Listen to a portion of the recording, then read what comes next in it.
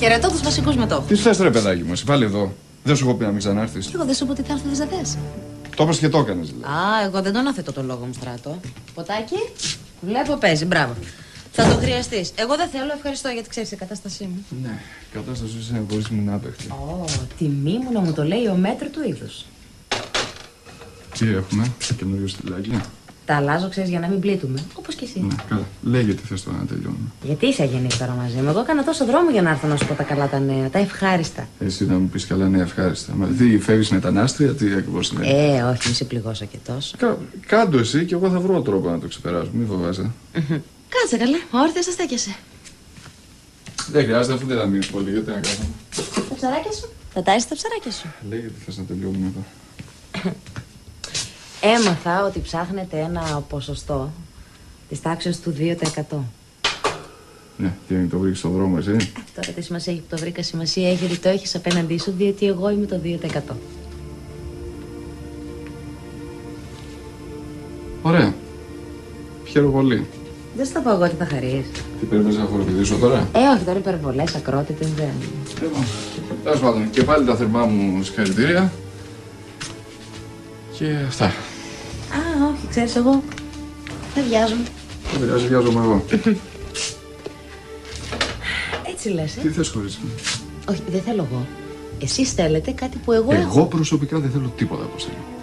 Πώς όμως έρχονται τα πράγματα, Φαντάζεσαι τώρα τον Όμιλο να τον διοικεί ο Στέφανος και εσύ με τον αδερφό σου να κάθεστε και να καμαρώνετε από μακριά. Θα σου πω ότι δεν με ενδιαφέρει καθόλου αυτή η ιστορία.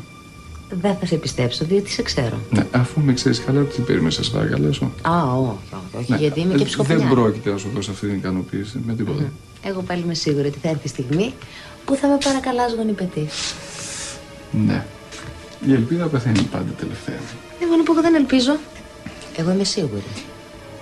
Μάλιστα, λοιπόν, άκου να δεις κύριε σίγουρη, επειδή εγώ ξέρω το λόγο του πραγματικού που ξέρει μέχρι εδώ, θα σου το πω για εκατομμυριωστή φορά.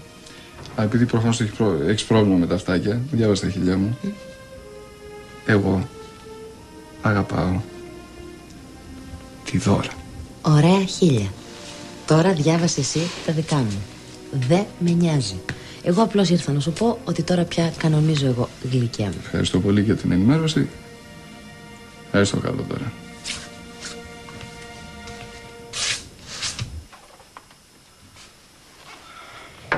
Ποιος το περίμενε αυτό το πράγμα,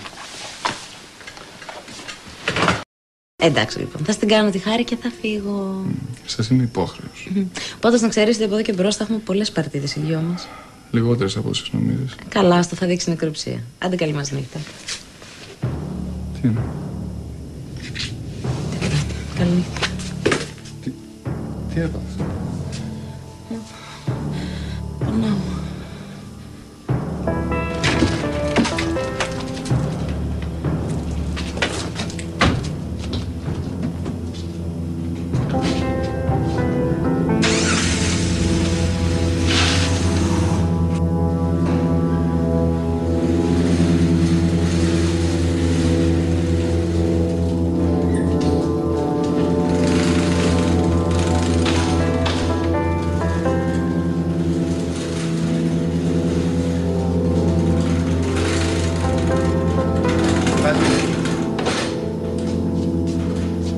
Καλά, τι έγινε. Δεν ξέρω γιατί ξαφνικά την πιάσαμε πόνο. Είστε ο πατέρας. Περιμένετε έξω. Θα σας ενημερώσω εγώ. Ευχαριστώ.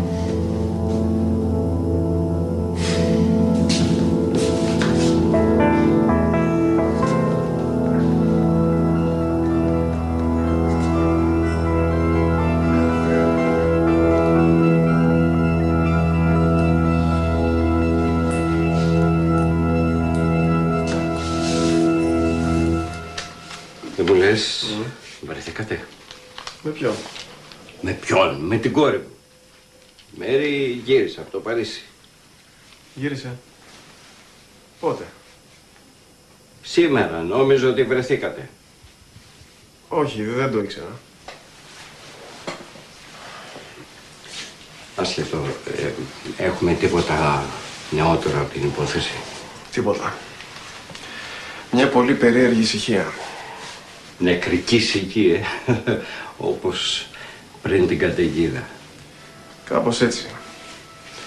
Σαν κάτι να ετοιμάζεται, κάτι να στείνεται έτσι υπόγεια, αθόρυβα. Και εσύ τι κάνεις?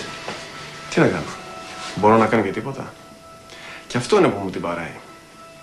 Που νιώθω ανήμπορος. Ψυχραιμία.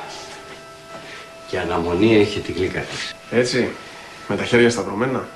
Βάλτε αλλιώς άμα γουστάρεις. Και υπάρχει το άλλο ερωτηματικό. Γιατί μου χρεώνουν όλες αυτές τις ζωές? Γιατί εμένα? Μην τα δραματοποιείς τόσο, αγόρι μου. Εγώ τα δραματοποιώ ή από μόνα τους είναι μαύρο δράμα? Μην τρελαίνεσαι. Μπορεί κάποιος να θέλει να μας κάνει μπλόφα. Δεν ξέρω, αλλά όταν αποκαλυφθεί τι κρύβεται πίσω από όλα αυτά, δεν θα το πιστεύουμε. Θα τρίβουμε τα μάτια μας. Όταν και αν αποκαλυφθεί. Σου αρέσει?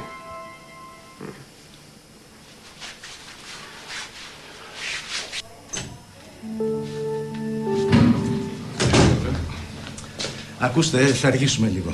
Έχουμε χαλάρωση μήτρας. Δηλαδή? Πρέπει να κάνουμε περίδεση. Και τι, αυτό δεν μου φαίνεται κινέζικο αυτό. Για προληπτικούς λόγους πρέπει να γίνει. Πρώτα όμως πρέπει να ενημερώσουμε την ίδια ότι δεν πρέπει να κουράζεται. Μην την αφήνετε να σηκώνει βάρη. Να μην την αφήσω. Εντάξει, μάλιστα. Πάντως, κάνατε πολύ καλά που τη φέρετε αμέσως. Κινδύνους να χάσει το παιδί. Ακούστε, το βέβαιο είναι ότι με αυτά τα πράγματα δεν μπορούμε να παίζουμε. Εντάξει, Πατέρα, ευχαριστώ πολύ.